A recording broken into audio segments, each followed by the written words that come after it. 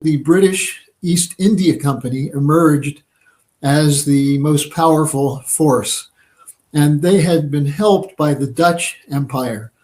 1688 was a so-called Glorious Revolution where the Dutch moved in and pretty much taught the British a lot of what the Dutch learned from the Venetians, namely how to set up a central bank, a private bank. The Bank of England was modeled on the Bank of the Netherlands. And this connection between the drive for resources and land was what was behind the imperial tradition, the picture. Now, in the midst of this 500-year period, there was an extremely important break, namely the American Revolution. And we should never forget that the American colonies fought the first successful anti-imperial revolution. But that wasn't the end of the story because the British never accepted it and have continued in one way or another to try to figure out how to undermine the United States and the American Republican tradition. So if we start there, that gives us a bigger picture of what we're talking about. The British have an enormous storehouse of history that they rely on at Oxford. In the bowels of Oxford, there's a museum.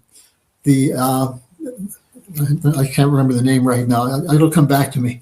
But it's a museum where they study other cultures and how to manipulate them. Ashmolean Museum.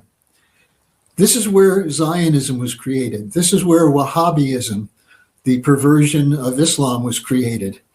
This is where they use studies of ideology, national ideologies, and a kind of identity politics for nations. And that's where geopolitics comes from. And Garland, I want to make one point from the very beginning. We use the term geopolitics because it's sort of homogenized to mean any kind of international relation that has to do with different countries. No, geopolitics was a specific doctrine developed by the British at the end of the 19th century and put into a form in 1904 by a man named Halford Mackinder in his Geographical Pivot of History.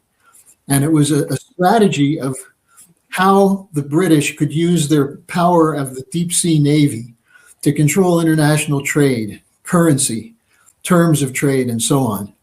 And at the heart of it was the idea that the British could never allow an alliance between Central European countries and Eurasian countries. And that is what we're seeing today fought out over Ukraine, over the whole question of China, and so on.